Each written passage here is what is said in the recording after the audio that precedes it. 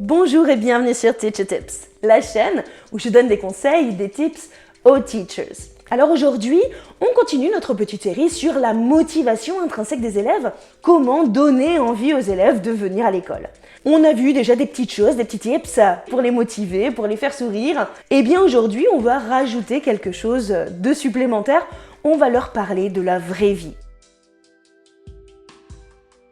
Une teacher, des tips, des tips. Et n'oubliez pas de vous abonner, de partager et de liker.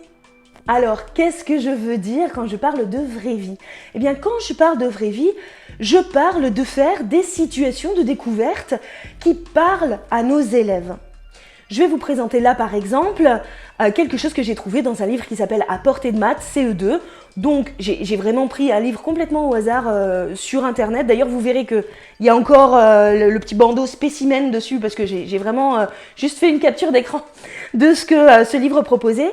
Ça ne se veut pas une critique de ce manuel, mais je voulais simplement vous montrer ce qu'on peut trouver dans les manuels comme situation de découverte. Ici, en l'occurrence, on nous parle de la classe de Liam qui fait des plantations, qui a 57 géraniums qui doivent être répartis équitablement dans 8 jardinières.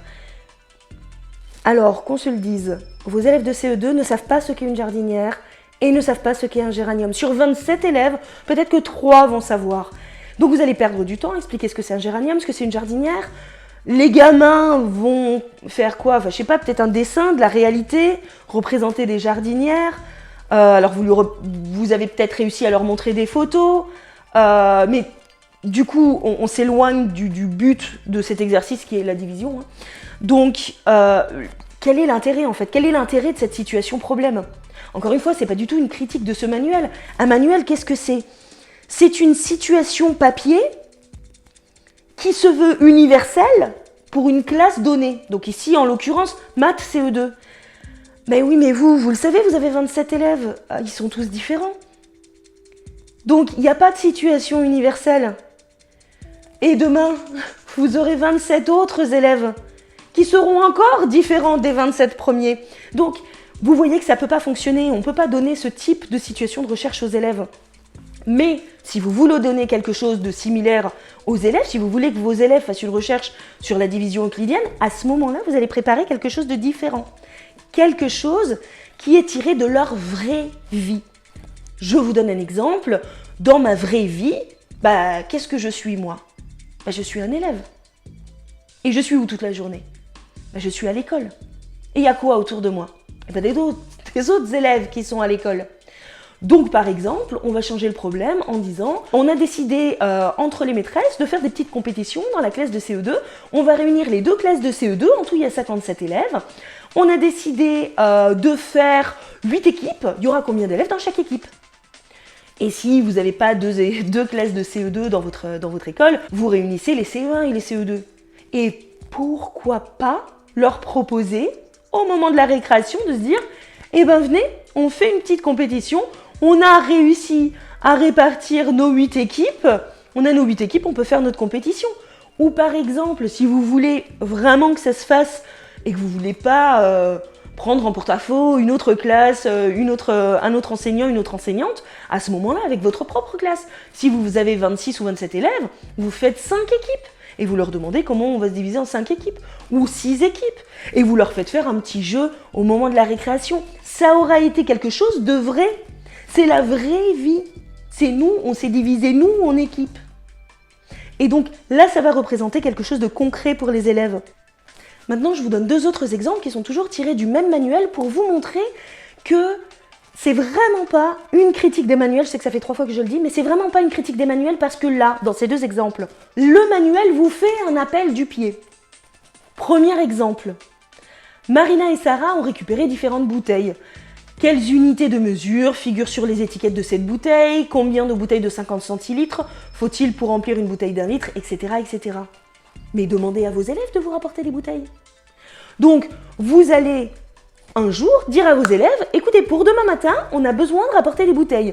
Des bouteilles, des briques, enfin des contenants qui contenaient du liquide. Vous regardez chez vous si vous avez des bouteilles. Alors toutes les bouteilles, hein, d'accord? Ici, on n'est pas On n'est pas dans la discrimination, on prend toutes les bouteilles, eau, coca, lait, jus de fruits, n'importe quoi. Voilà, si vous avez des bouteilles à la maison, vous les ramenez et puis demain, on va faire un petit travail avec. Et puis c'est tout. Ça, c'est clairement un appel du pied du manuel. Là, le manuel vous dit « Non, n'utilise pas ma situation telle qu'elle, demande à tes élèves de rapporter des bouteilles. » Autre situation qui est pour moi complètement identique, la maîtresse demande à ses élèves de se mesurer et voici ce qu'ils ont trouvé. Eh bien, demandez à vos élèves de se mesurer. Ici, le manuel vous propose une situation problème que vous ne devez pas utiliser telle qu'elle. Soyez intelligent. Quand vous allez lire ça, vous allez lire « Ah, tiens, alors, on va se mesurer. » Donc, vous allez, de la même manière, demander à vos élèves de vous rapporter des mètres rubans. Vous allez leur dire « Demain, on va mesurer des trucs. » Je vous dis pas quoi. Vous allez me ramener des mètres rubans. Allez, tout le monde ramène des mètres rubans pour demain parce qu'on va mesurer des choses. Et vous les mettez en groupe de 6 par exemple, et ils vont se mesurer entre eux, enfin bon bref, ils vont s'organiser pour trouver des mesures, et vous allez avoir exactement la même chose que vous avez ici sur cette situation problème, où vous avez un certain nombre d'élèves qui ont des mesures différentes. Eh bien vous allez avoir exactement la même chose dans vos groupes de 6. Ça va être exactement la même situation problème, sauf que cette fois-ci, ils se sont mesurés eux-mêmes. Et qu'en plus, on va gagner une autre compétence, comment se mesurer. Donc, qu'est-ce que je fais? Est-ce que je me mets droit contre un mur? Voilà, comme ça, je trace un petit trait, puis ensuite je mesure jusqu'au trait. Est-ce que je me mets couché par terre, puis je mesure, quelqu'un d'autre me mesure? Enfin, vraiment, on va gagner des compétences. Ils vont se regarder les uns les autres, comment vous avez mesuré. Ça peut apporter quelque chose de supplémentaire. Donc, faites-le. C'est vraiment important, au jour le jour, de faire entrer la vraie vie dans votre classe. Donc voilà, je récapitule, on n'utilise pas les manuels tels quels. Les manuels sont des écrits standards qui sont faits pour une classe standard. On va s'adapter en créant des situations problèmes qui vont faire partie de la vraie vie des élèves et qui vont mettre les élèves en action. Et voilà, c'est tout pour aujourd'hui et j'espère que ce conseil, vous allez l'appliquer parce qu'il est vraiment primordial et qu'il fera de vous un meilleur enseignant demain qu'hier. Et retrouvez-moi aussi pour des formations sur mon site r-learning.org dans la rubrique Teachers, enseignants, formation en français. Et s'il vous plaît, privilégiez l'achat de mes formations directement sur mon site au lieu de passer par le moteur de recherche de Udemy, car sinon ils se servent allègrement et je ne touche qu'une petite partie de ce que vous avez payé.